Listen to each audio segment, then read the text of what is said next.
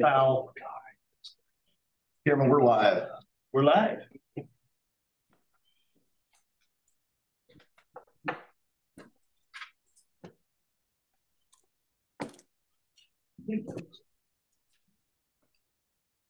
Have a little incident here. Hang on.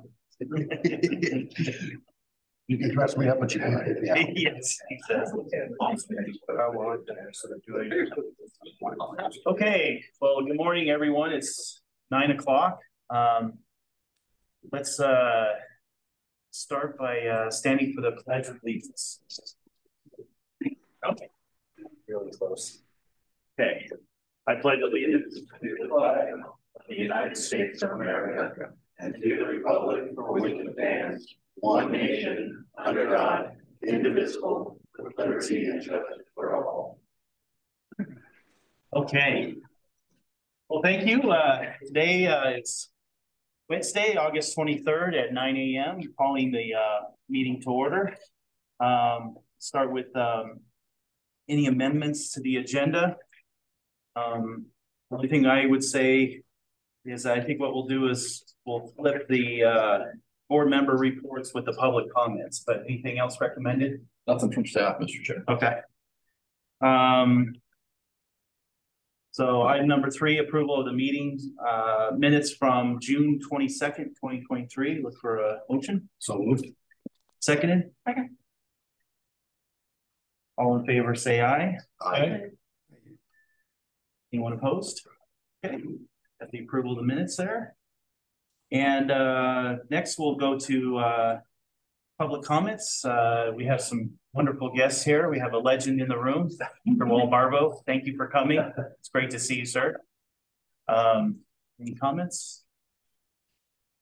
Save the rest of the show. Eric's here. Am I the only one that flew in here this morning? I mean, Eric did.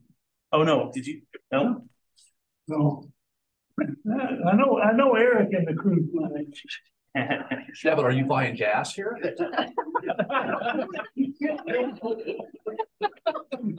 That's good. Al. Okay. All right.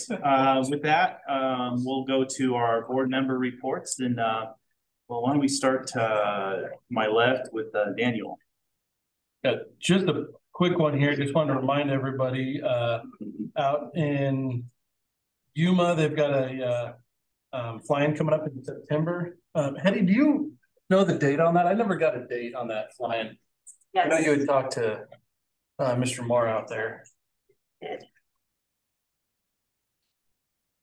Want to make sure anybody listening knows that there's an opportunity to go burn some gas.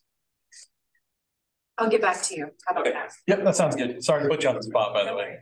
And then out in Fort Morgan, they've got one flying in also in September 9th out there. So you'll see Kyle Scott and everybody out there in Fort Morgan on the 9th of September. That's all I have, Mr. Chair. Excellent. All right. Mr. Van Tine. Oh, good morning. This year Oshkosh was a spectacular event. It was great to have the division there with Hetty and Sean. 677,000 visitors this year, 11,000 airplanes. This is the first year that EAA hasn't had to turn away aircraft, and so arrival procedures are improved, and the weather was somewhat cooperative. When it rained at night, but a great event. I told our meetings here yesterday, one of the interesting statistics that I heard from the EAA board was that on any given night there were almost 65,000 people who slept underneath their airplanes or in campers on the grounds. Is equivalent to the same size as Oshkosh, so it was a double in size. One of the interesting things, the good things that happened, and I just want to make a call out to Tom Letts. Tom Letts is works for Jeppesen Boeing, also is the Young Eagles coordinator at Centennial Airport. So he was Young Eagles Coordinator of the Year, one of 3 that selected by or recognized by EA. That was terrific. But he also did a hour-long presentation on Colorado airports. Has flown to every paved airport in Colorado, and he just completed that. And with Sean's help, put together a presentation that talked about some of the highlights in the airports that he liked, and had video and pictures of that. But it was an excellent presentation. I think the Colorado Pilots Association is going to ask him to do it again, but it was great to see the recognition, and it was a well-attended presentation in the AOPA. And then we talked about this yesterday, but I want to speak about it again today. There were several meetings and events at Oshkosh that related to the unleaded fuel issue and challenges before us that continues. There are 4 different providers, 4 different candidate fuels, companies that have candidate fuels that are in various forms of testing. 2 are going through the Piston Aviation Fuel Initiative, the FAA PAFI program, and 2 have followed the STC and have their the ability to issue STC. 3 of the 4 are following the ASTM standard.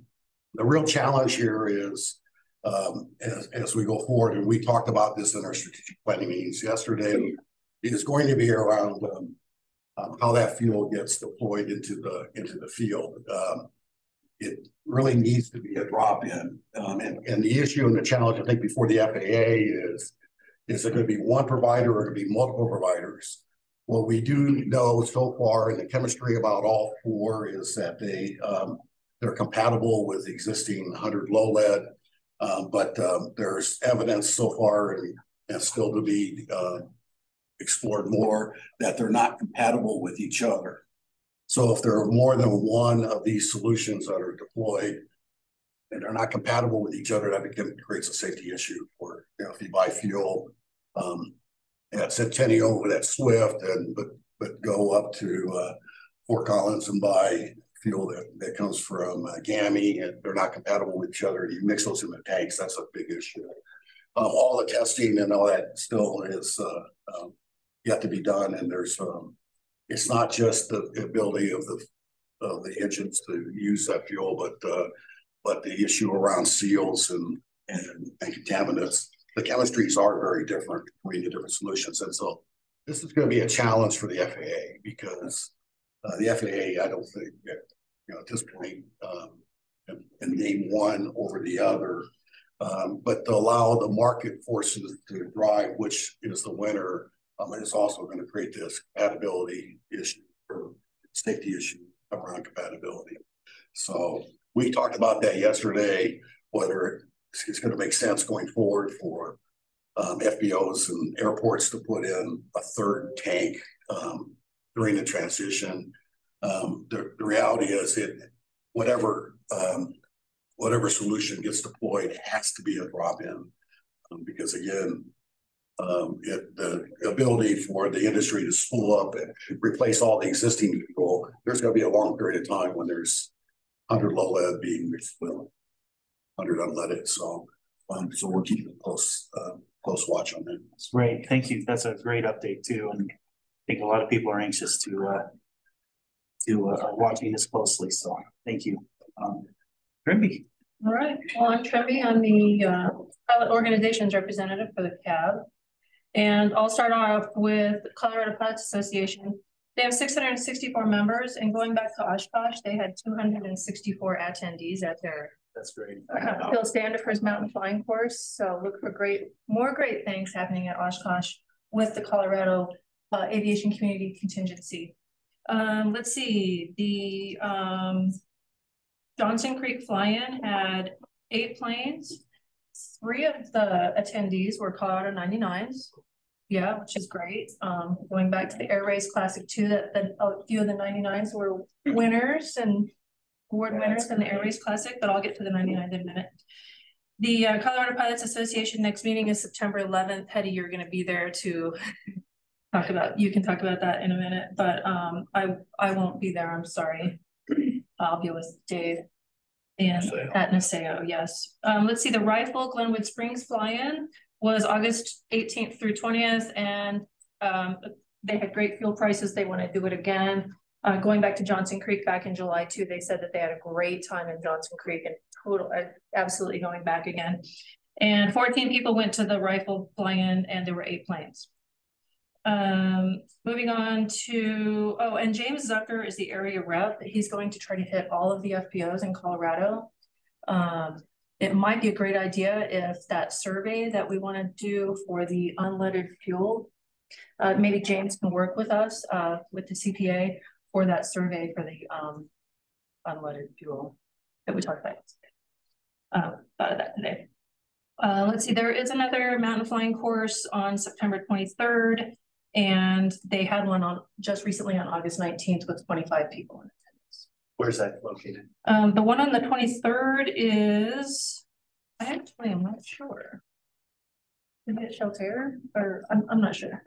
It'll be posted on the website. It will be posted on the Colorado Association website. Colorado Aviation Historical Society, let's see, they have a banquet on Saturday, October 7th at Lakewood Country Club if anybody is interested in going to the Aviation Historical Society banquet. And they also have their 3 Hall of Fame packets handed in for yeah, they're choosing those on Saturday at FlightCo. So members will be at FlightCo this Saturday to talk about those Hall of Fame nominees. Will you be at that meeting? On Saturday? Yeah. I'm going to try. Okay, because I'm then offered to give a presentation to them about what we do that morning. I'll be there. Excellent. Yeah. And let's see, we'll move on to Women in Aviation Mile High chapter. They're having a Girls in Aviation Day, September 23rd. Wings Over the Rockies always opens their doors and hangars and just invites us in. It's always great. MSU chapter is going to have, or I'm pointing at you, but I'll get to you. MSU is going to have a Girls in Aviation Day as well. And Ames chapter is also going to have a Girls in Aviation Day. And in conjunction with the new Northern Colorado chapter of Women in Aviation. So we now have 4 chapters of Women in Aviation Colorado. Oh, that's great. Yeah, it's excellent. Let's see, let's go on to Colorado Aviation Business Association. They're going to be doing a large PR campaign to talk about sustainable aviation. And that's in the works right now. And maybe at least we'll talk more about that in a little bit. But that's coming in the works. They just had a Gulfstream G400 static display and a good turnout, kind of a social event. Look at the G400. Their scholarships are due December 31st, and the dinner is December 7th, and they have a charity lift coming up, is it December 9th and 10th? So we can all look forward to that. EAA continues to work with Colorado Pilots Association and the FAST team for safety events. Usually they're in Erie, Greeley, Broomfield, and I think there's one in Centennial, but they're very active. Usually about 2 EAA FAST team pilot safety get-togethers every month. It's great. Yeah. And let's see, Airport Operators Association, Cooper Anderson is the new the new president of that. And he might be here today, maybe? No? I don't think he's online. No, okay. All right, they have 13 scholarship applications. So they're in the process of choosing their winners. Yeah, are they choosing 3? Oh gosh, I don't know how many they're choosing actually. I'm just curious. Yeah. Yeah. I think that they were It's looking usually at 3. 3. Yeah. Yeah. 3 scholarship. That's great. Yeah. Colorado 99's great news. Jan McKenzie just received the Wright Brothers Award. I don't know if anybody knew that. She was the national director of the 99s for quite some time. Not so far ago. So that's great news. And let's see, they have student pilot get-togethers. The recent one was at BJC's control tower, which is great. They tend to do those quite often for their student pilot members. And they hope to do a September 9th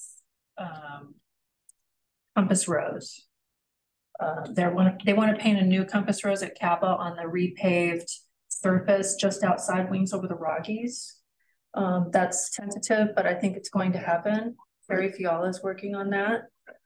Okay, so that's September 9th, and then they have one scholarship deadline for First Wings scholarship for private pilots due October 1st.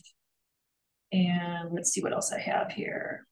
Lydia Baldwin got the terminus for the Air Race Classic to be at Fort Collins Love Airport, which is great, Northern Colorado Regional. I always want to call it Fort Love, but I can't. Jeffco, Fort Love, can't call it Fort Love anymore. And they have their Let's Fly Now, fly out, fly in October 7th again at probably Longmont. They're just finalizing details for that. Okay, Commemorative Air Force, Jeff Hinkle said the B-17 is up and flying since June, and the Fortress is not. So we got one of our planes up. Civil Air Patrol gave us already, our board has already been given.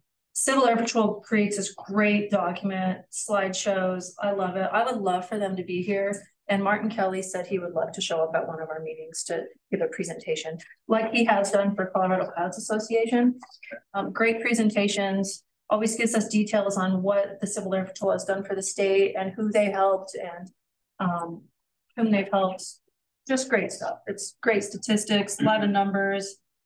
Everybody loves that stuff. And then finally, let's see, I finally got a Colorado Agricultural Aviation Association contact, and I'm in touch with her. It's great. So now we can talk about those, the ag flyers. So we got a pilot organization now for the ag flyers. Hetty, yeah. There you go. And ironically, she's from Haxton, and I grew up 11 miles from Haxton. Wow. So we've got to know some people. Isn't that in Nebraska? Come on, Colorado.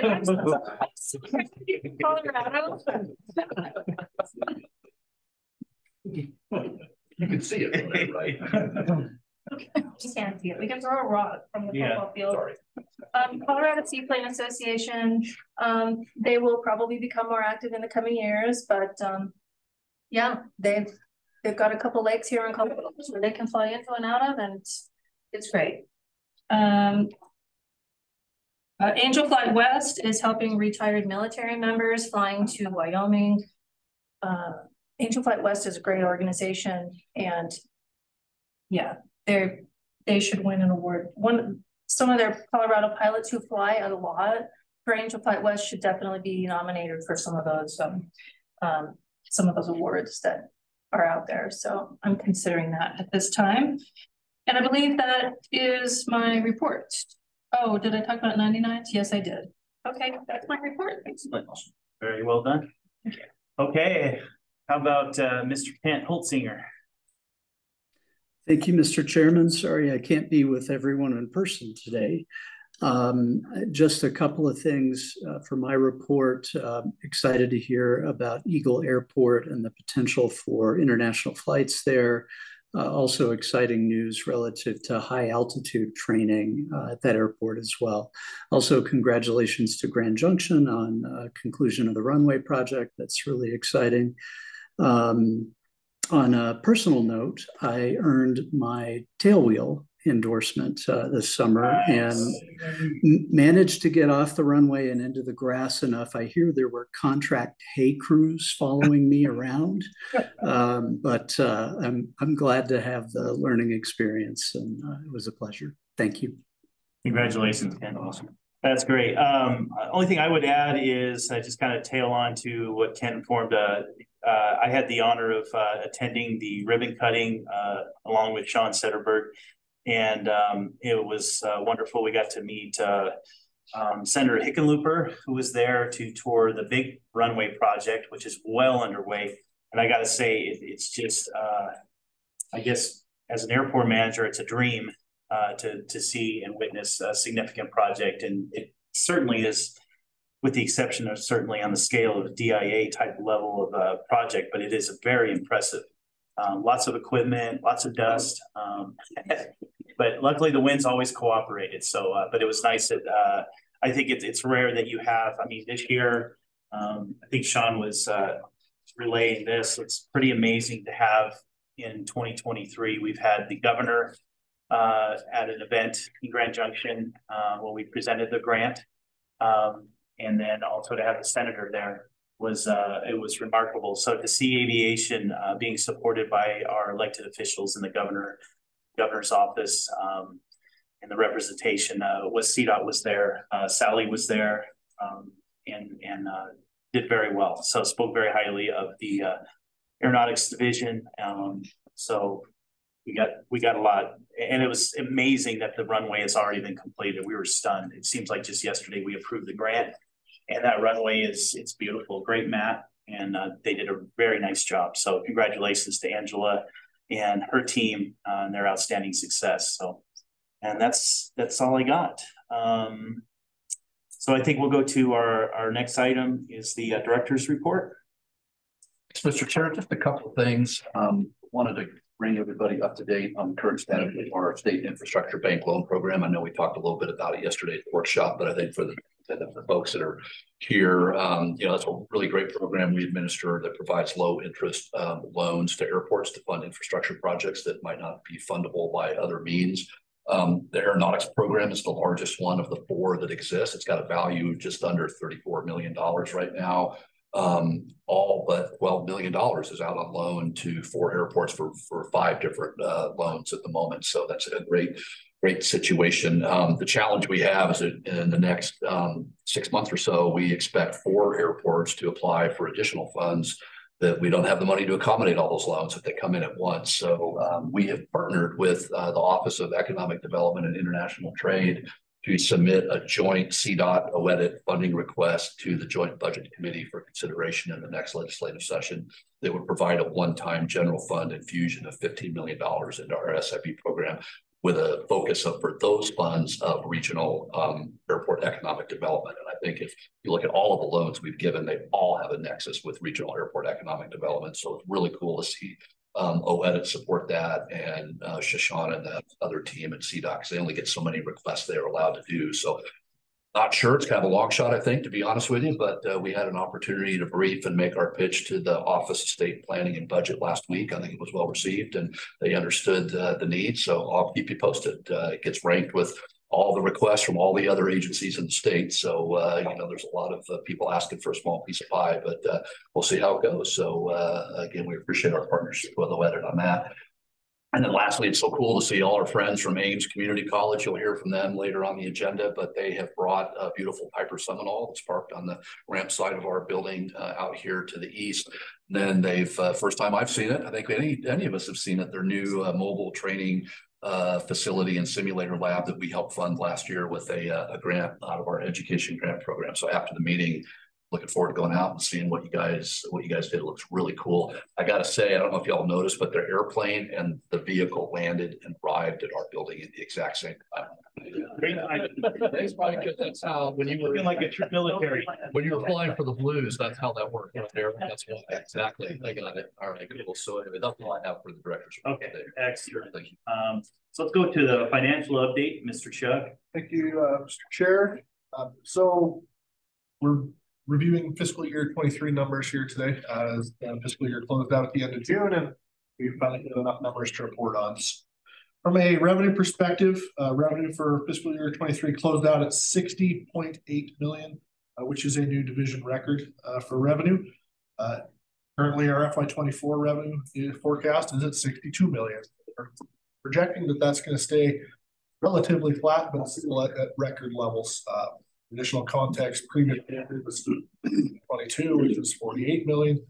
Before that, we were in the high 30s. So we continue to see just a huge spike in revenue, which is as we pushed by the activity at Denver as far as the miles pumping, and obviously high oil/jet prices contribute to that as well.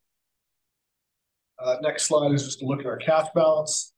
We finished the year at 29.3 million in the account, which was a 5.2 million increase from the end of fiscal year 22. And then the final slide, we go through a breakdown kind of how that's broken out. Slide after that is just our fiscal year 23 tax disbursements. We sent out a total of 40.15 million in tax disbursements in FY23, 37.2 million. No, you got it. 37.2 million, it was sales tax, 2.75 million for avjets, and 153,000 for excise taxes. Our contingency analysis, as we talked about yesterday there, our 2023 program was originally set at 14 million. As we closed out the year from a fiscal perspective, you can see that blue line is well above where we were at closing the year out. So bottom line, we retain a healthy cash balance. Talk about what that looks like for our 2024 CDAG program here on the next part of the agenda. But as you can see, we've got cash on hand to cover our current commitments and then help us look towards what our next program will be. Our admin expenses for fiscal year 23, the state mandated 5% cap was 2.3 million. You all had approved back in January 2022 a budget of 765,000. We actually ended up spending 655,000 on admin, which was 1.4% fiscal year 22 revenue. And then based on our FY23 numbers, revenue of 60.8 million, the cap statutorily would be 3.04 million. You all approved a budget of 1.46 cap meeting, and that would be 2.7% of FY23 revenue. Well within that, and we should come in comfortably below that as well. But we are nowhere in danger of hitting the state mandated cap and continue to operate a very lean admin budget. Denver International Fuel Flow, again, due to the large impact that Denver has on our finances, we track and forecast their fuel flow on a monthly basis, ensure that we are keeping our eye on what's important. Again, I was highlighting, we don't show 2020 and 2021 numbers on there, the COVID years, because they are flat out not relevant to anything we're trying to track or forecast. So as you can see there, the total fuel flow in Denver for the fiscal year of 23, so July 22 to June 23, was about 480 million gallons. That's a 3.9% increase over FY22 flowage of 462 million, and 1.2% short of an all-time high, which was set back in FY19. As I said to the board yesterday at our workshop, if you look at just calendar year numbers from January, we are actually ahead of pace in 2023 at Denver for fuel flow, ahead of 2019 numbers. So things continue to pick up there. Outside of a few odd jumps, just in numbers there, we continue to pretty much follow the month-over-month trend lines as expected. And then I do know that in July, we saw a new record for fuel flow at Denver International Airport, beating the July 2019 numbers. That is 48.7 million gallons flowed.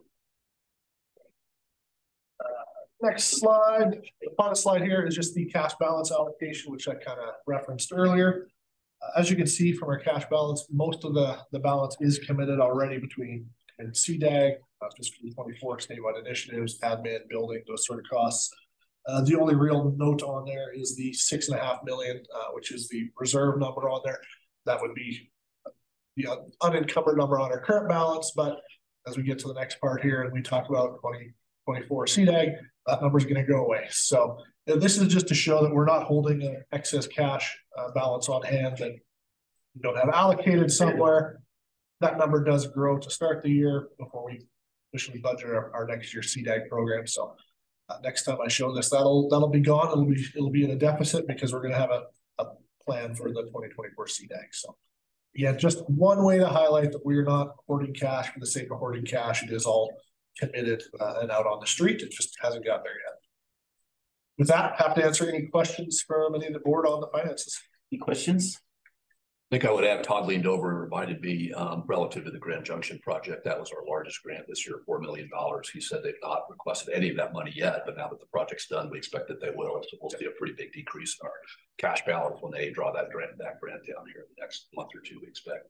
So, well, our team, I don't think they'll forget. I don't think they will. I think the other thing that's really important, it kind of always stands out to me at the end of the fiscal year is, we always tend to focus, I think, on CDAG and statewide initiatives and the funding that we invest in those. But it was pretty remarkable when you look at that $40.1 million of tax disbursements. That's all required to be used for aviation at the airport. So, sometimes I think we forget that that's another way we invest back in the airport. Of course, they can do whatever they want with it.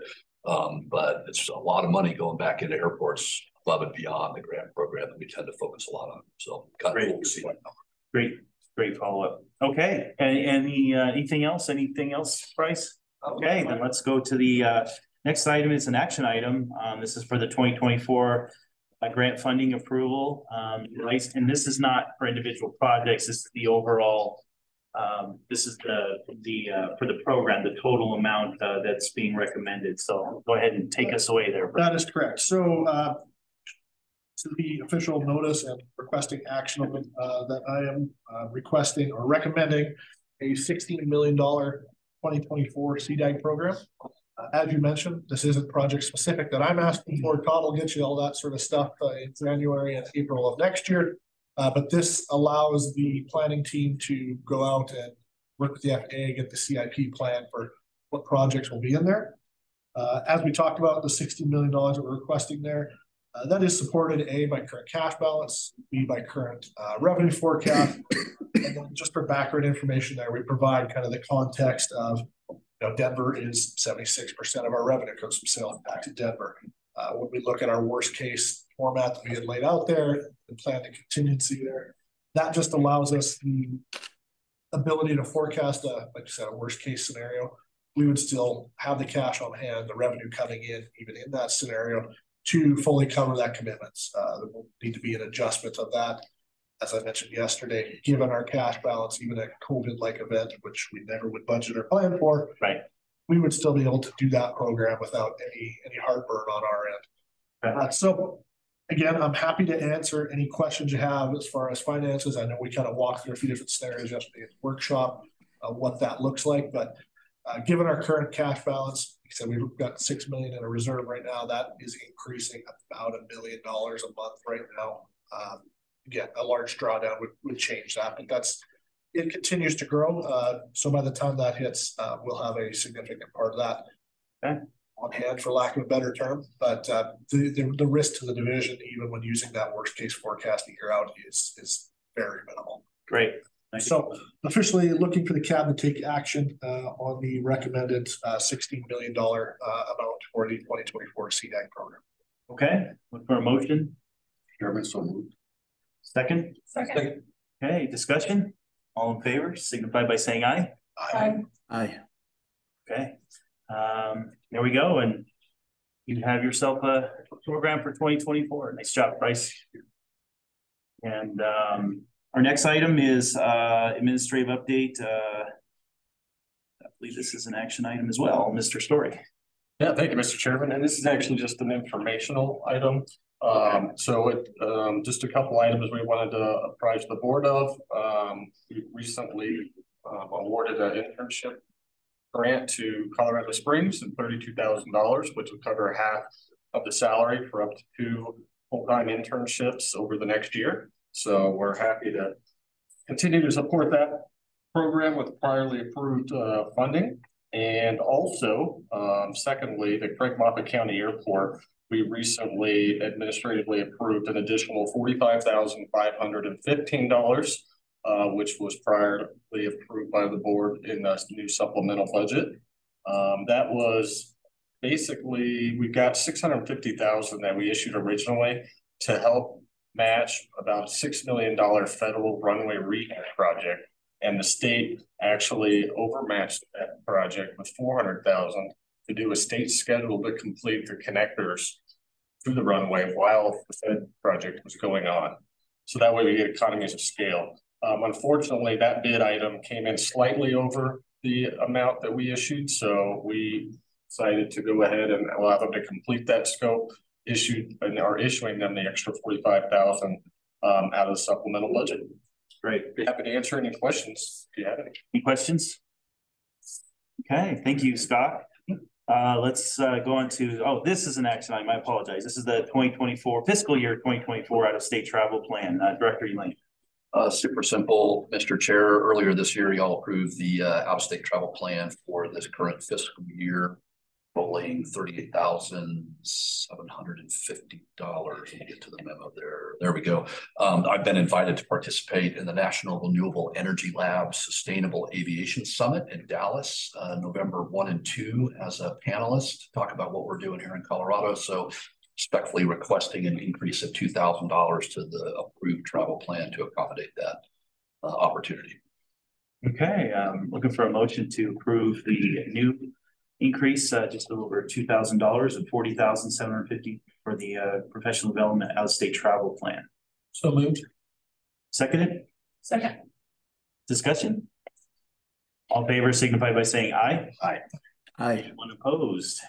Okay, there you go. Hopefully it's not 120 degrees there in November. Yeah, I know. Just so you know that I was reading this, looks like there's an extra zero there on the last paragraph of $38,745. Oh, it was, yeah, I should have asked for more money apparently. See, we read these. I'm sorry. That's why it demonstrates that we read them. All right. Thanks, Kenny.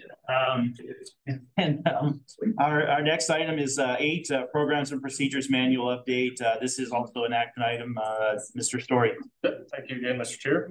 So this is just our annual routine update to make sure we're keeping everything up to date as far as our policies and guidance. Mostly it's updates to graphics, references, small things. The only substantial change that we made this year was we removed the entire grant education grant program section, as Hetty will be working to develop a separate manual for that item. That's really about it as far as changes, and be happy to answer any questions if you have any. Otherwise, I would recommend a motion to approve the 2023-8 PMP manual. Okay, any questions? So moved. Seconded? Second. Discussion? It'd be great, Hetty. Yeah, nice job. Please note that the pilot of that beautiful 210 on the cover there is in the room. Yeah, yes. I love your choice of picture. Okay, all those in favor signify by saying aye. Aye. Those opposed? Great. There you go. You have it.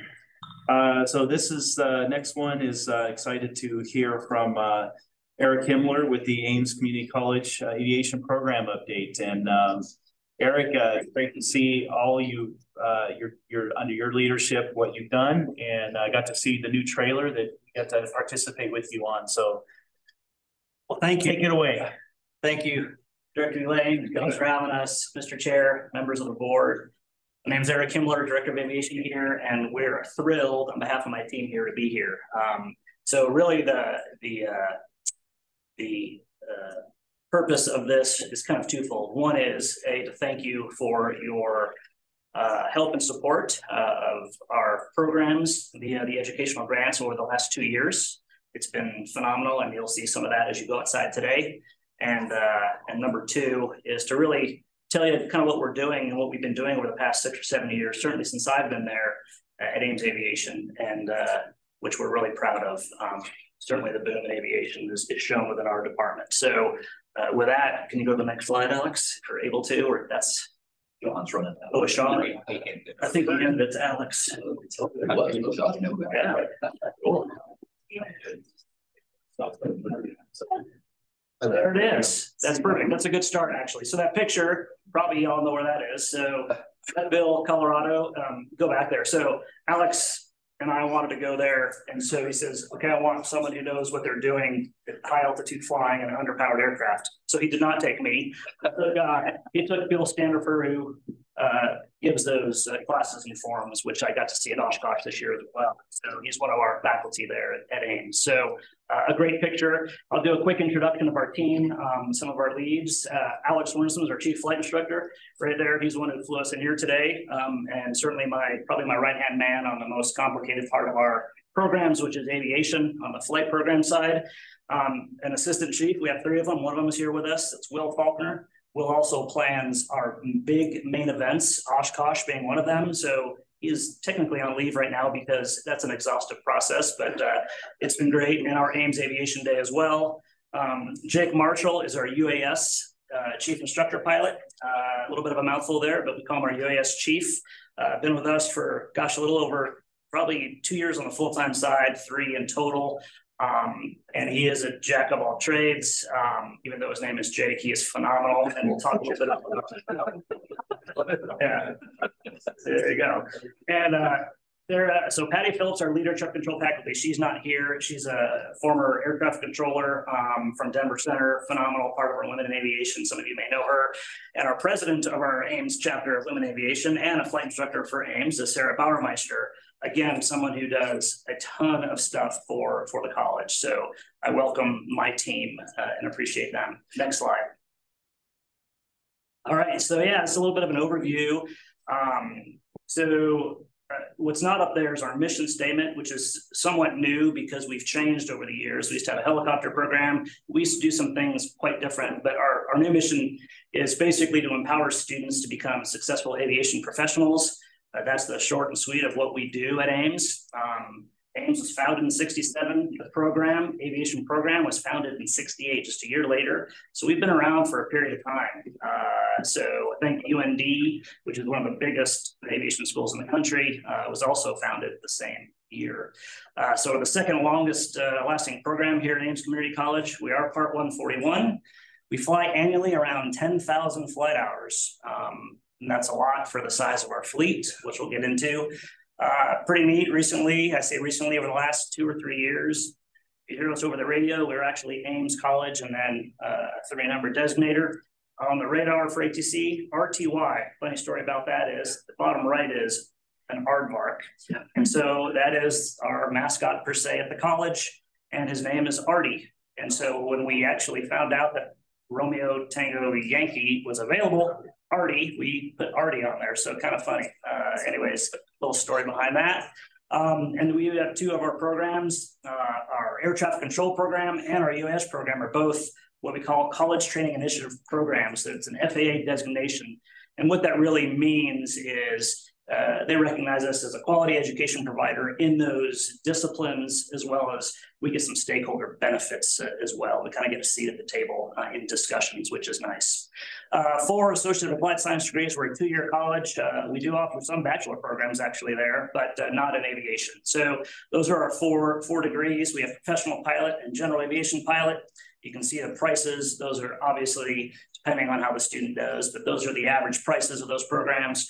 Air traffic control program, again, and our UAS program, which is new and the first in the state to offer a UAS degree, which is pretty special. That launches this spring, although I think we have close to 15 students already declared into that major, which is amazing, and we haven't even launched it in spring yet, so that's pretty exciting.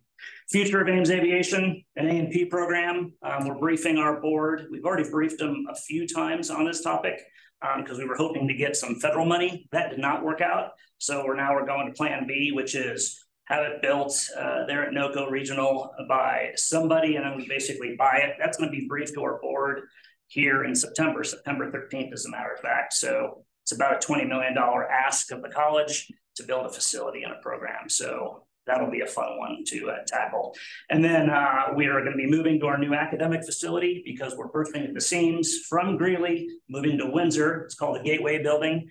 And that'll be another new building for us. The Flight Center was opened up in 2019. So this will be opened up spring of 24. You will all, David and his team here, will get invites to the grand opening and the ribbon cutting for that. Expect that to be probably January, early January. And then, yeah, so a little bit about the budget. 3.2 million is what we currently operate on. That does not include our full-time staffing. We're mostly a full-time staff. So we're in excess of 4 million if you throw our full-time staffing in there. Next slide. Hey, Eric, real quick. Yeah. Going back to that slide, how many hours will a professional pilot have at the end of that program? Roughly 300 on average. 300? Okay. That's good. Yes. Yeah, the difference between a professional pilot and a general aviation pilot is professional pilot has CFI and multi in there. The general aviation pilot just takes you through commercial. Okay. Next slide. Yeah, a little bit of the staffing. I'm an MSU grad, much like many of the people in the room. 1993, so don't do the counting and figure out my age. Retired Marine Corps pilot, Lieutenant Colonel, flew KC-130s, both Legacy and the Super Hercules, which is the J model, dual HUD, incredible aircraft. I had a fortunate opportunity, as David already pointed out, I was a Pat Albert pilot with the Blues from 02 to 04, and I was former commanding officer of the training squadron.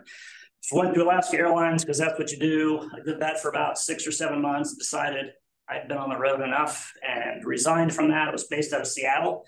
And then became the director of aviation here at AIM since 2016, and I've loved every minute of it. A little bit into our staffing because it's unique. Chief flight instructor, these are all full-time. We have 3 assistant chiefs. We have 1 UAS chief right now. We're going to grow that because that's ballooning right now. So we're going to be getting some more personnel this coming fall. Program coordinator, that's a gap right now. We're looking for a new program coordinator. We have a sim tech and a staff associate. 11 CFIs, all full-time. 7 check airmen. 11 CFIs, the last time I checked, it's pretty interesting, $69,000 starting for the CFI positions, all benefited. Check airmen start at $75,000, all benefited. Those are numbers I just pulled from our compensation side. So they can work and live in Northern Colorado without being poor. So that's nice. Our future, as I've talked about, is an in-house maintenance program. Oh, actually, yeah, future in-house maintenance. Right now, we contract our maintenance out. So it can be slow. And so we want to bring that in-house. So we'll be hiring some more personnel on that side as well. Full-time faculty, we have 3 of those on the aviation side, 1 on the air traffic control side with a lot of part-time, and then 1 full-time UAS faculty, which again will balloon. And then we have part-time and full-time, part-time both on the faculty and staff CFI side. Next slide. All right, student body overview, flight programs, 100 to 120 students. That we've tripled since 2018 when we moved to the new flight center, 2019. So we've tripled from about 30 to 40 students to 120. Air traffic control program, we're maxed out 40. These are all at capacity. The first 2 are. UAS program, I think will eventually become our biggest program. Right now, that we were at 10, we're at 15 on the degree side. On the certificate side, we fluctuate between 30 and 50. We believe most will become degree seeking eventually. And then on the high school pathway programs, that's us teaching our classes for college credit, both at St. Marin Valley School District, the Poudre School District, and then Weld District 6, which is Greeley-Weld County. And that fluctuates anywhere from really 150 to 200 students. And we believe that number can be higher. It's hard to capture how many students go through those programs. Next slide. Yeah, what is this? This is what we call our ecosystem. This is what we kind of sell our college on when we're looking for our aircraft maintenance program. So they're all of our programs are kind of support each other and are intertwined. What you want to focus on is the center of that, which is where, you know, we hope to get our 20 million for our aircraft maintenance side, and that's the innovation and emerging technologies, right? So UAS is changing a lot of things really quick, and so that's kind of where we're trying to focus on. Bringing aircraft maintenance in there with a facility that can accommodate even UAS, larger UAS, UAVs, perhaps. That's what we're kind of looking and selling the college on. So we're kind of calling it the aviation ecosystem. Next slide. Go back one. There we go. So what do we have?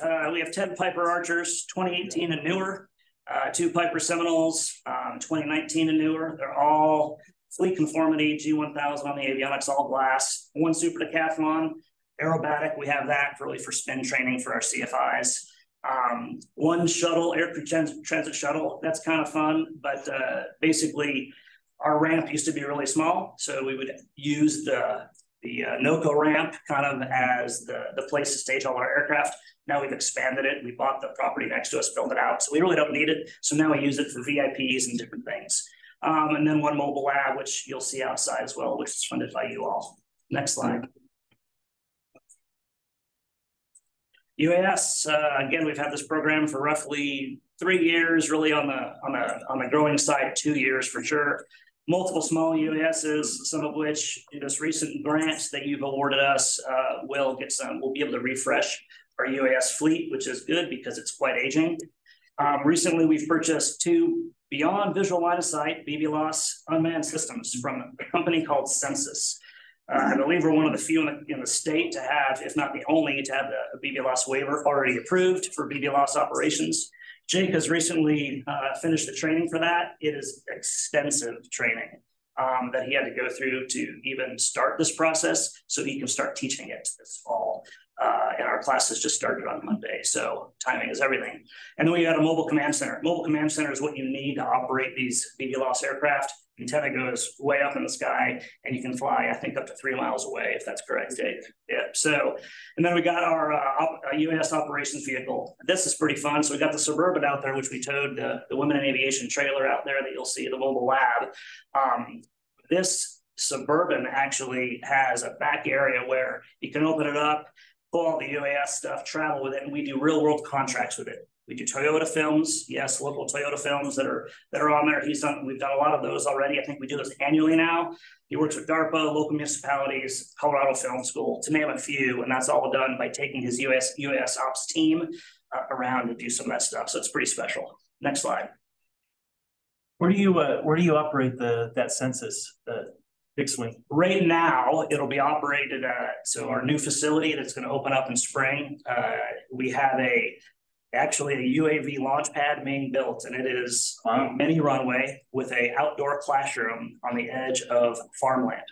So right now, that's where that thing will be stationed primarily.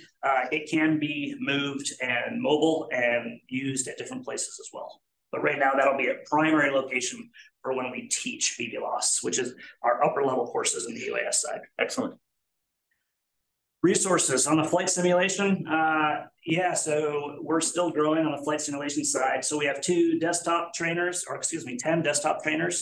This is where they learn the avionics system. That's the picture on your right, actually, on the slide. But it looks exactly like the cockpit. It doesn't feel, the feel isn't great, but really it's to learn instruments and the avionics system. So that's what we teach them that. It's basically step one in before they get into the aircraft and start playing with the aircraft.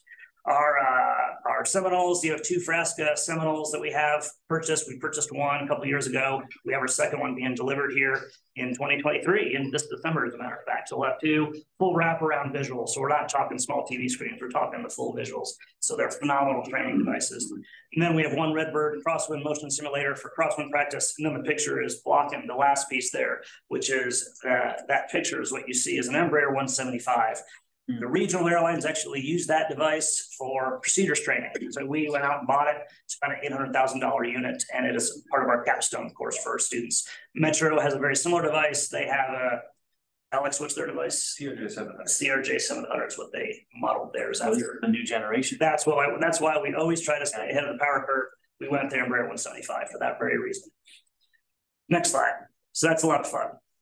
All right, ATC simulation. Our air traffic control program has always been at capacity. And so that's minus COVID. COVID hurt because no one was hiring and students didn't want to come. And it's hard to get people wearing masks to talk on mics and do all those things. But we're back at full capacity on ATC. Got 8 radar stations. Avicel is the company we've purchased them from. And then we went to a Metacraft software, which is much easier for our faculty to update the scenarios for. We have 1 air traffic control tower. We'll eventually have 2. That's what you see in that picture there. Wraparound screens for that. Very similar if you've ever been to the NOCO tower, except our TVs are horizontal versus vertical, but very, very similar look than what the remote tower at NOCO looks like. Next slide. I apologize if I'm going over on time, David. No, you're good. Great. Facilities, this is our new building, our academic building. That's where all of our simulation and ground courses will be taught. Windsor is 15 minutes from NOCO Airport versus Greeley, which is where we teach now, and it's 30 minutes. So students have to make that trek back and forth. This is going to be much easier for the students. So this is at our Windsor campus. It's really at its finishing stages. And again, if you all come for the grand opening, you'll be able to see it. It's quite a facility. So we're moving to Greeley in December of this year, or to Windsor this year from Greeley. It's called the Gateway Building. And then our Ames Flight Center, as you can see there, we opened that up on August 19th of 2019. Actually, on National Aviation Days when we opened that facility, and it still looks basically brand new. Next slide. All right, Alex, you're doing good. I like that you chose Carolyn Weatherly. There you go. Those are your slides. Memory. That's right. She was an employee and we told her to do it. We have a lot of pictures of her all over our media stuff, which has been good. Yeah, this has been fun. So Aviation Outreach and some of our organizations, obviously Women in Aviation with Sarah being here. Caroline was our first president and passed it on to Sarah. Both have done incredible jobs with that chapter. We're doing Girls in Aviation. I think that September as well, September 23rd, if I'm not mistaken. It's a Saturday. We hosted pre-flight camp this year at Ames, which was phenomenal. We go to Oshkosh now annually, a lot of money, but it's, I think, worth it for us. We're the only 2-year college that typically attends, at least that is not local. We host an annual Ames Aviation Day, which CDOT has participated in. I think at least the past 2 years they have. NIFA, we went to nationals this year. We're the only 2-year college to make it to nationals. Pretty exciting. We do multiple school and aviation events. We're members of UAA. We're actually hosting the FAA Drone and On event in October 5, 6, and 7. And that's going to be out at the Welcome Center in Greeley. And then the public event will be part of the CSU Drone Air Show on that Saturday. So that's been fun, and Jake's been doing a great job of that. And Jake has also been the chair for both ABT courses, which are the Aviation Air Traffic Control courses, and the UAS curriculum for the state.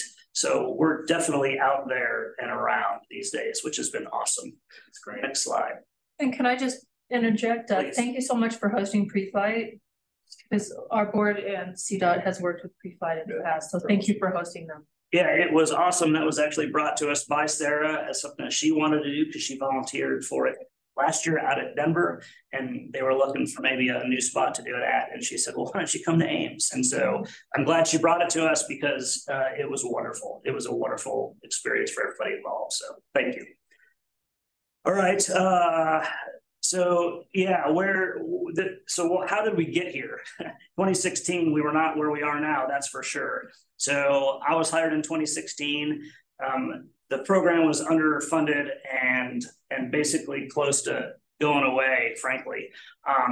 And so I walked in there about a month after I was there. They wanted me to do a feasibility study. So Alex and I locked ourselves in rooms for months and did a 70-page feasibility study on both the industry and where Ames was in meeting kind of what the industry needed, which is we needed a lot.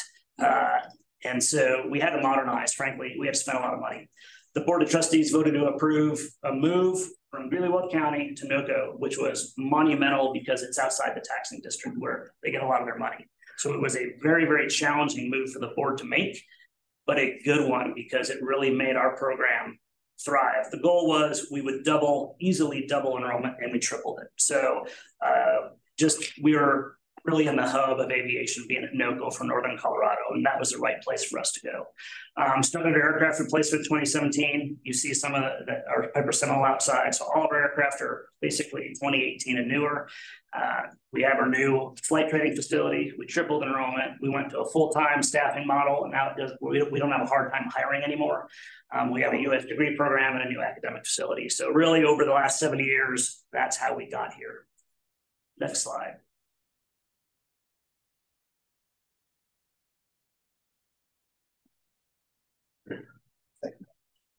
It's all right. There it is. So just a picture, but that's the future. A little bit of a rendering of what our aircraft maintenance training center is going to look like. Roughly a 36,000 square foot facility, 5 or 6 classrooms and labs, huge hangar bay. And the hope is it'll be part of the Discovery Air Campus set of hangars out there. We're talking, I think they have 5 to 6 planned hangars, and we hope to be one of those out there. So hopefully that is the future. And with that, I think that is the end of our presentation. Yeah, with that, any questions? I'm sorry if I went over. No, that's great. That's so cool. I know. Can you I've never speak about industry relationships, your interfaces. So how are you working with some of the airline programs that we see? A couple that come to mind. It's a good question. So being a 2-year college, right, it poses a bit of challenges if you're working with anyone on the flight side outside of a regional. And so our closest partner has been Republic Airlines. SkyWest has either less of a need or less of a desire for college outreach, even though SkyWest is in our backyard here. So Republic has certainly been better, I say more willing to have that college outreach piece. Pre-COVID, we would go to a college roundtable and we would learn about that Embraer 175, right? Because we would go and tour Republic Airlines and their facilities. We would see this. Where did you get that? How much did it cost? And now we realize we don't have to buy a $5 million capstone facility. We could buy an $800,000 one. So those are the things that we glean from those types of partnerships. So on the airline side, that's where we are. With A&P, Frontier wants to work with us. And so right now we're waiting. I don't think we received anything back from them yet, but we've had multiple in-face meetings and Zoom calls with them on what it looks like for their participation and support for an A&P program. Probably looks like something, hopefully, in the tuition reimbursement for students if they sign some sort of labor contract. Probably what it might look like. Again, we're waiting on that. That will help our board get on board, per se, with something like that. Partnerships on the UAS side, Jake can talk probably a little bit about that, but what partnerships with industry do we have on the UAS side, Jake? Currently, we work with FlyRoute, which is located in northern Colorado. And then we work with Constellation Power as well. They hired a bunch of our students last semester, and they're stationed all over the country.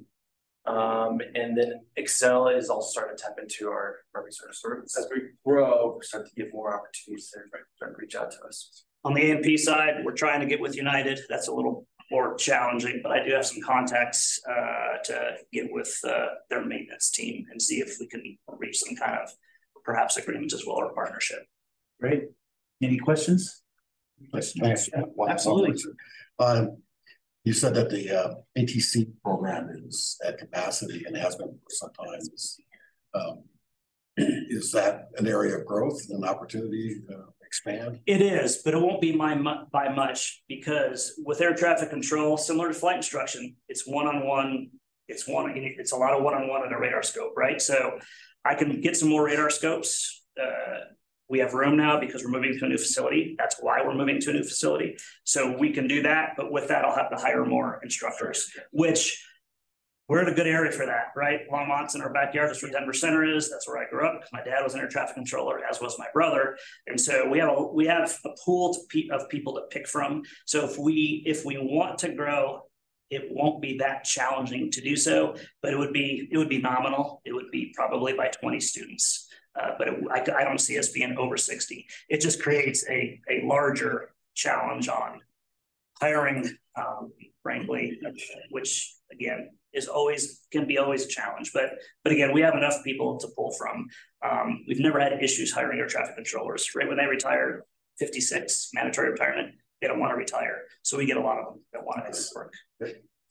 Wow, congratulations, Eric, and everyone. That's wonderful. Thank you so much for bringing all your airplane and your new trailer, and we'll go take a look at this afterwards. So thank you so much. Appreciate the opportunity. Thank you. And I would say, Mr. Chair, just real quick before he goes, one of our aspirational ideas with the remote tower project, it's a little bit about it, is finding a way to maybe integrate that facility with their program and actually give the students real world ATC experience with the new technology. We're the only remote tower project left. So we're a long ways off from that, but it's certainly something Eric and I've talked about at length.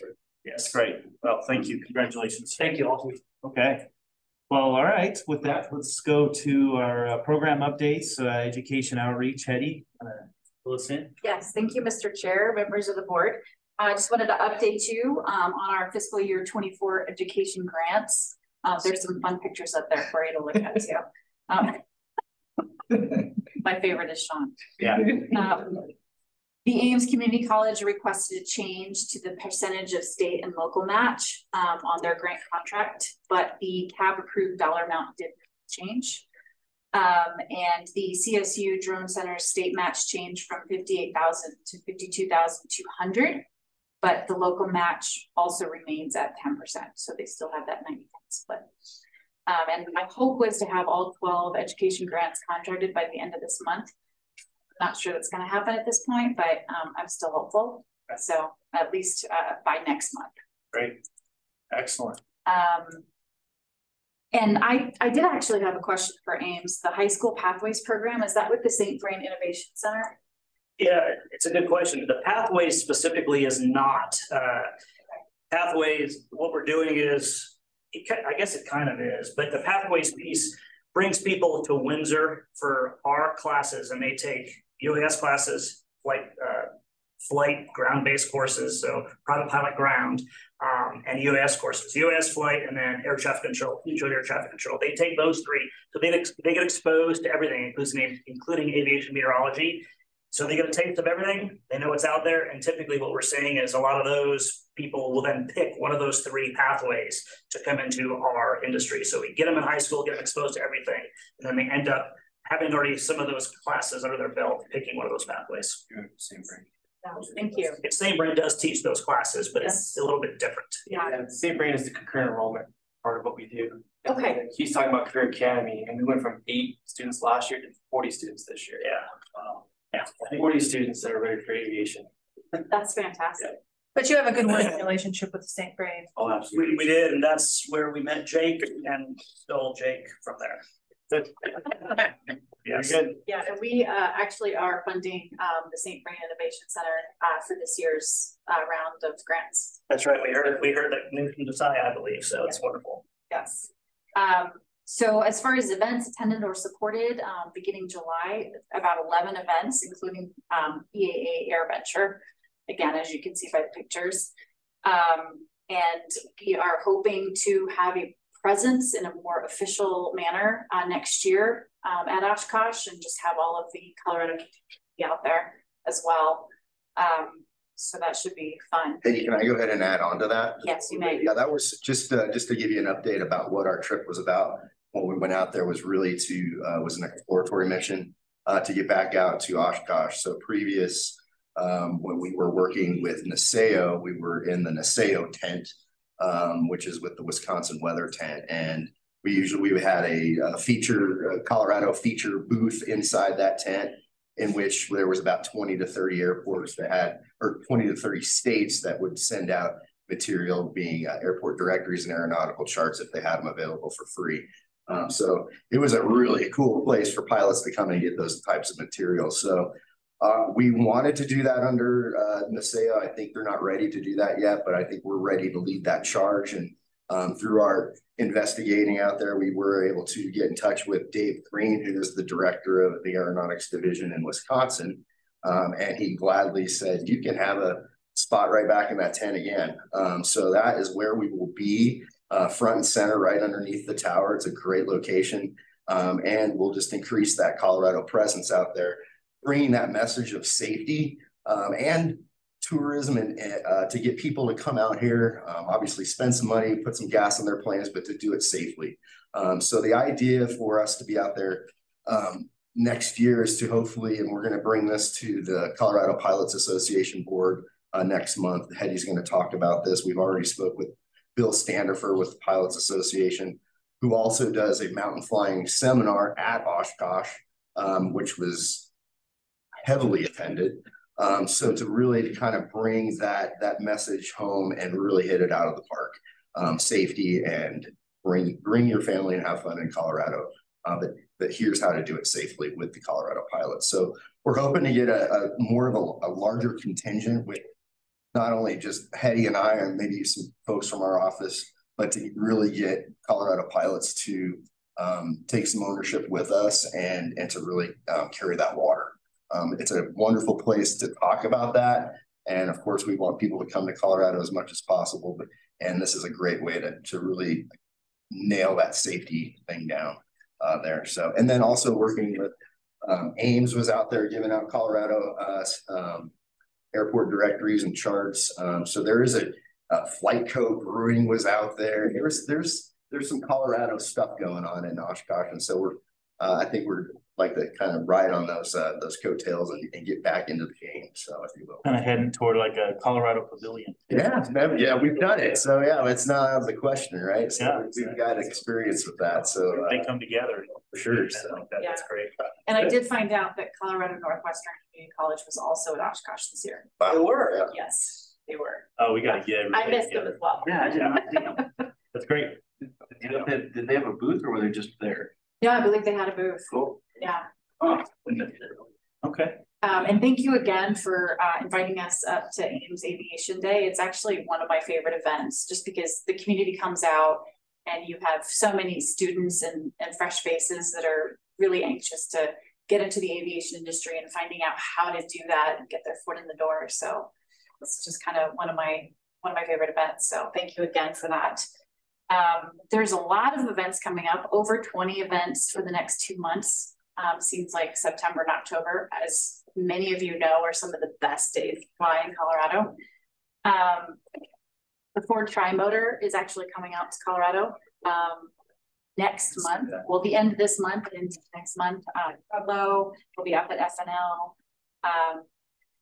A lot of first annuals, the fly-ins. Yuma County is actually September 30th. Yes. Erie Airfair is going to start up their event again, which I don't remember the last time they actually had the airfair, maybe 2014. See, Steamboat Springs is having a fly-in again. Yeah, Four Corners fly-in at Cortez Municipal. Fall Colors fly-in up at Leadville.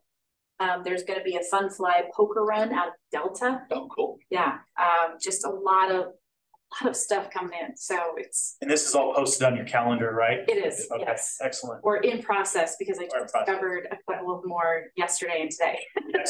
Oh, that's great. So, okay. Yeah. Not that I will be attending all of them, but come on. Yeah. Excellent. Great. That's it. Thank you, Hetty. Wonderful. Dave, I think you're going to fill in for the NRAIL alternatively powered aircraft study. Sure. Just a quick update, Mr. Chair, on that. We're still in the process of gathering a lot of data. Earlier this month, we as a staff reviewed the product in task 2, which was a literature review about all the current information out there about alternatively powered aircraft, the current technology, current vehicles and power plants. We're offered some comments. We'll get the final version of that back. When we do, we'll share it with you so you can see what they're putting together.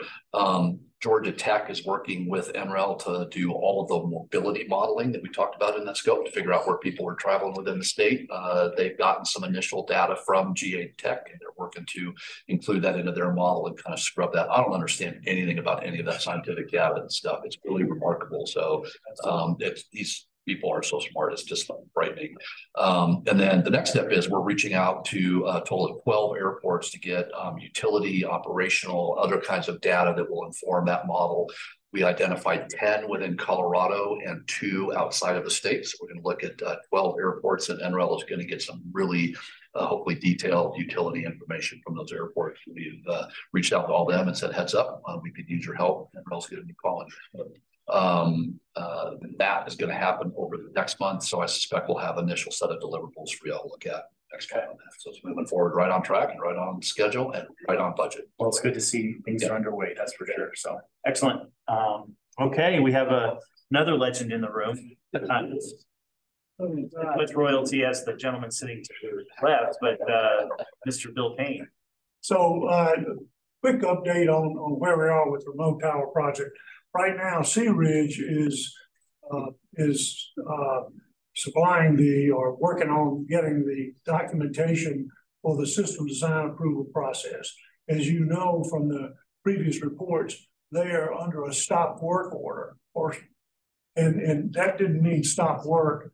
It just means stop paying. They weren't getting paid by the FAA, but they've gotten several of the documents in. Right now, we're waiting to see how those are approved. Now, unfortunately, Frequentis has already gotten there and passed the system design approval intake process. So those documents are there for them to be compared to. Sea Ridge is struggling with this because they've never done it before. So we all have our fingers crossed that they're going to be able to, come across with this. They have until the end of October to make this work. If they don't, then we've got another decision point we have to make. Hope reigns eternal on this. Our system is probably the best one around. As you know, that the system SOP census at Leesburg, Virginia, they pulled out because of this very issue. Because of the system design approval.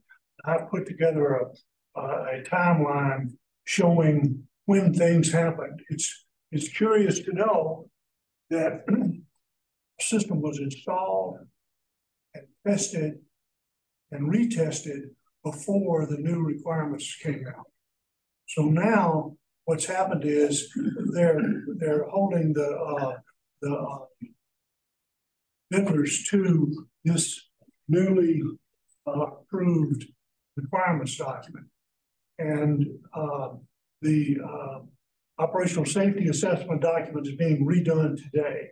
Now, I don't disagree with the changes they've made in that.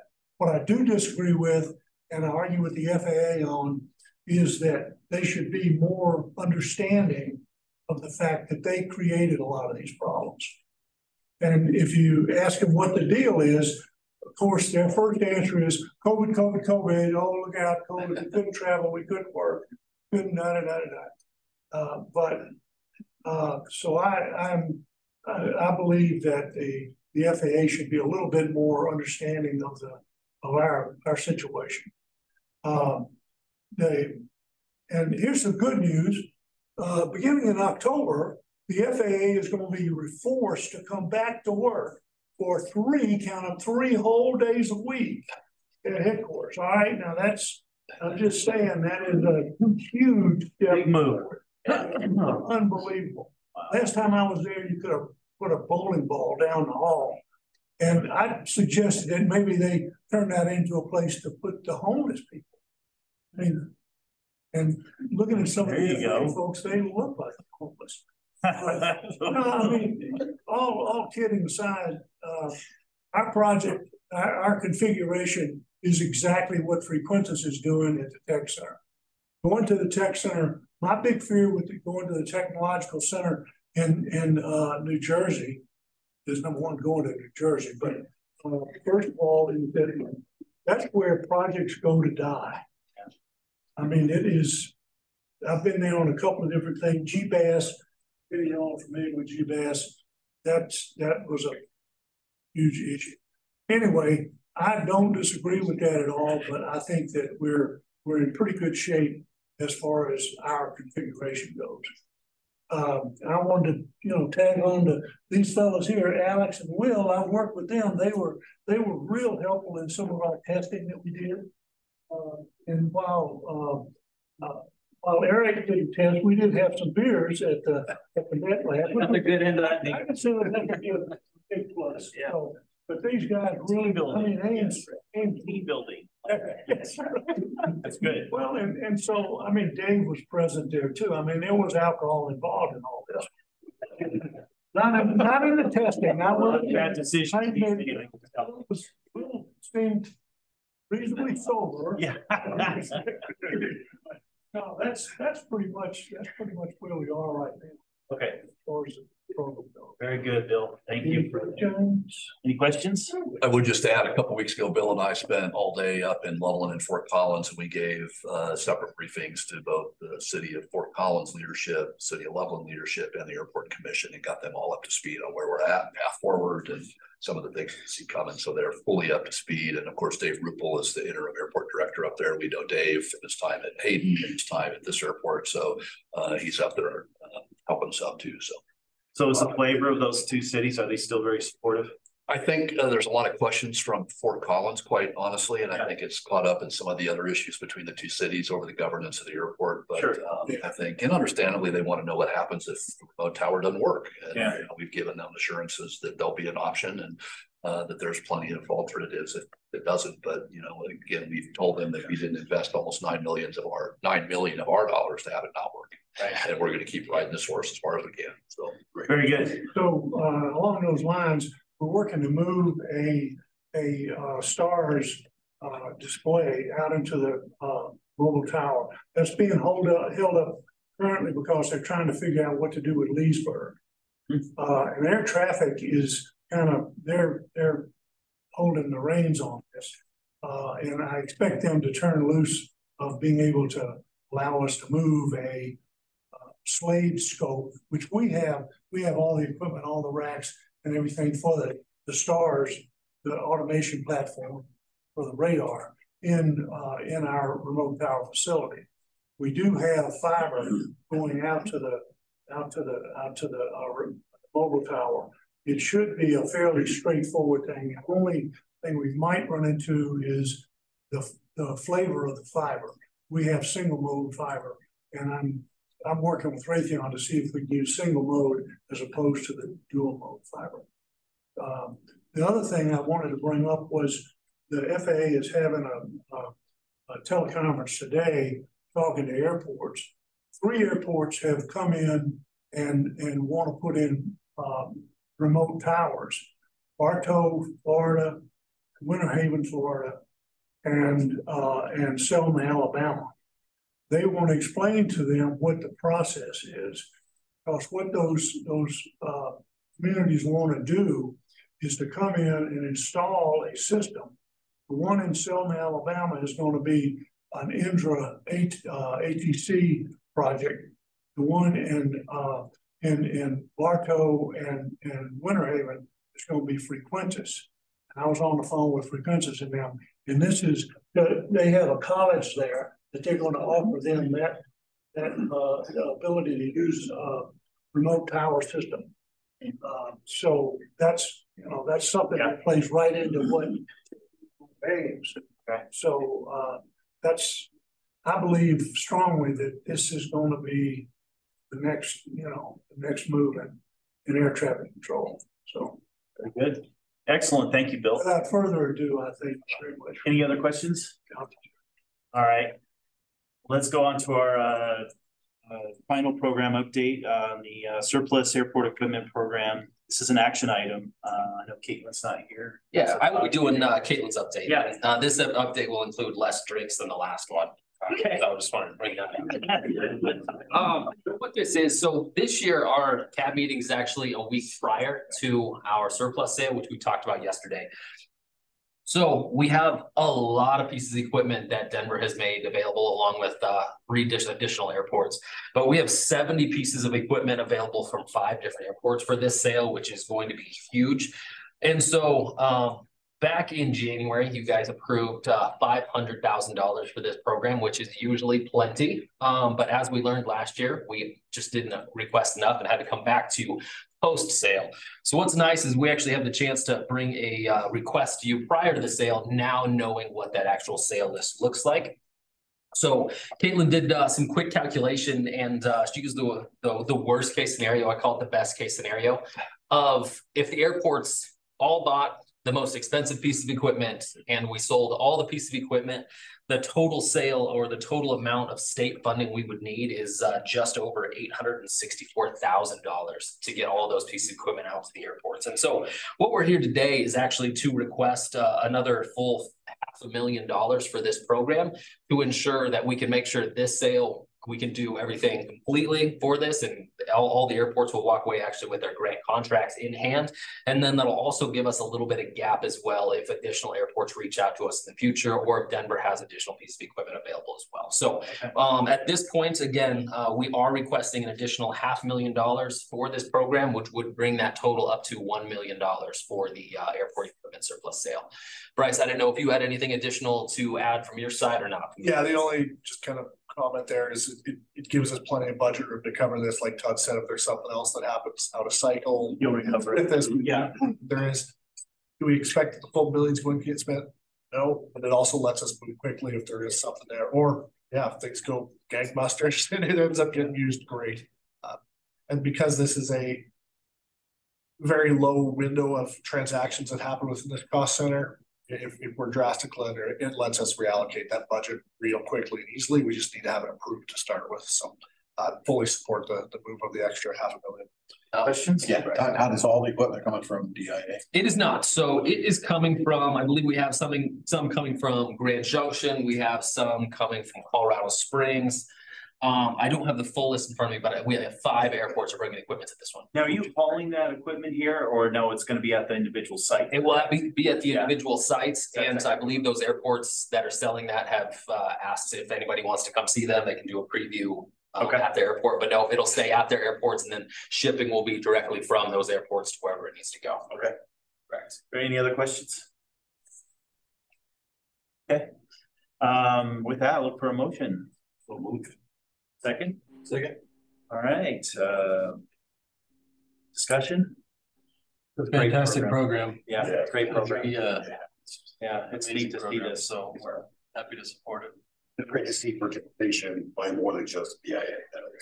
I agree. Purpose of my question. Okay, all those in favor signify by saying aye. Aye. Aye. Anyone opposed? Great, there you go. Thank you. We'll do the sale next week. March forward, spend that money. Next week, it'll all be done. All right, Thank you. excellent. Okay. Now we're number 11, legislative issues. Director Elaine, you got anything you want to? I have nothing good or positive to report at present. Congress has been on recess this summer, and so there hasn't been any movement on any of the FAA reauthorization bills. I think you all know the House bill passed back in July, pretty short order with good bipartisan support. That's got some heavy provisions in there for unleaded fuel infrastructure, towers, for airport funding. The Senate bill, on the other hand, has not moved. It's kind of hung up on a number of issues not related to us, like the age 67 retirement rule, some perimeter rule issues at Reagan National, and additional flights that people would like to see there, and some people don't. So the Senate bill is not expected to move before the end of September, so don't be surprised if we see a continuing resolution to keep everybody operating. And we'll see if there's any of the brinksmanship politics that shut down the government at the end of September. I think if you've seen some of the messages from Naseo, Greg Pecoraro, or Naseo, is really plugged into that. He thinks that could happen. Hopefully that doesn't, because when there is a government shutdown, that means that the FAA doesn't process AIP grants, and that doesn't happen. So that could be problematic for airports. So that's it for now. We'll see what happens. We'll keep you posted, and hopefully you're all getting the sale briefs every Friday that have all the details on the legislative stuff. That's certainly one of the great things we get for our dues, is to have those people pay attention to the details of the 1,300-page bill that the House passed, and I don't have time to read. So anyway. Excellent. That's all I have. All right, cross our fingers, or at least it'll get interesting in September. So yep, sure will be. Okay, let's go to the proposed calendar. Yeah, there you go. So we're out at Daniel's place in October.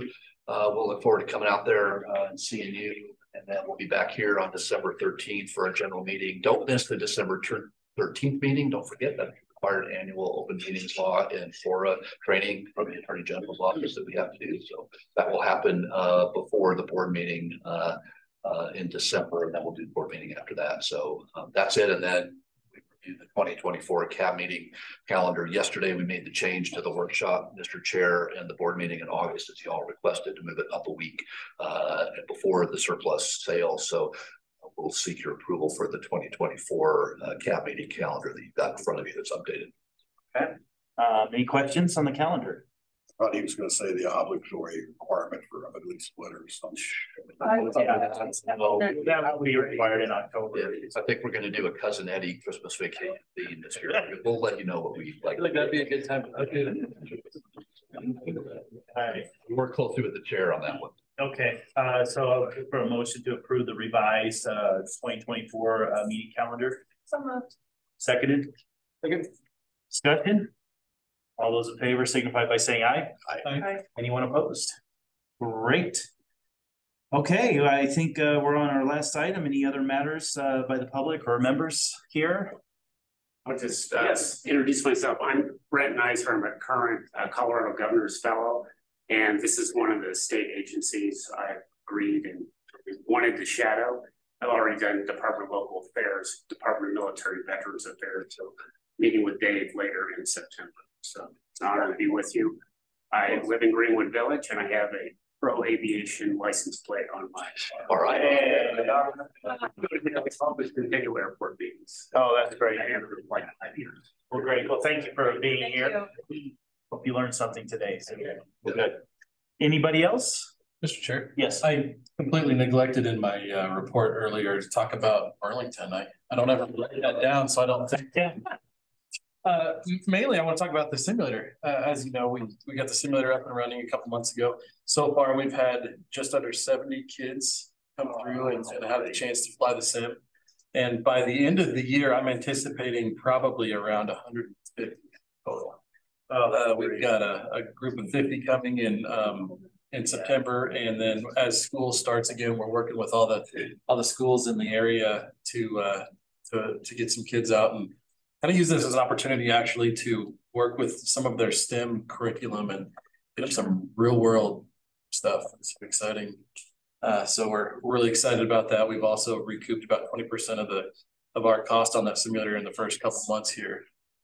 So we're really excited about that, and I'm excited for you guys all to get the chance to come try it in October and come check it out. So looking forward to visiting. Yeah, can I just say, growing up in the northeastern Colorado plains, I'm very envious of all those kids out there who get to come and do the simulator. You know, and your airport. Yeah, and it's really interesting. The amount of all those kids there. Yeah. Take everybody out there and bring it. Yeah, the amount of aviation opportunity there is out there is kind of shocking, actually. I get phone calls regularly. There's currently about 3 Pilatus PC-12 positions available. They're looking for pilots within 50 miles of Burlington. We've got a Citation jet and another turboprop operation that's looking for pilots within 50 miles of Burlington. So there's really a lot of aviation opportunity out there, and not a ton of qualified pilots. So we're excited to.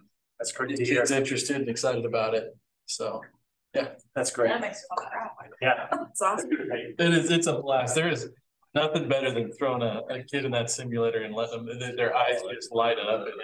And for you guys at AIM, we got a virtual fly system, AATD. It's a 172S model, and it's also a 182 RG. So 3 32-inch monitors, a full instrument panel with the seat and everything, and we've got a room set up in the back that we can control the lighting and everything, and it's just really immersive. It's just awesome. So cool. That is awesome about that. So he's gonna send all those Eastern Colorado kids. Yeah, it's most impressive what you guys are doing at Ames, especially with the 2-year program. I came from a 4-year program in Kansas that shall not be named. She is probably familiar with it. It's purple, but it's exciting to have that in Colorado, and what you guys are doing is just awesome. So I want to talk to you guys after. Great, appreciate that. Well, great. I think that's if there's nothing else, I think we'll adjourn and let's go out and see let's play with Ames' new trailer there. So thank you. Thank you. All right. Thanks, everyone. You guys. That's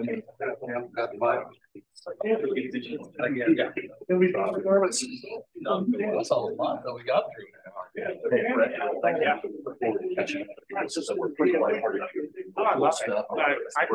shared it.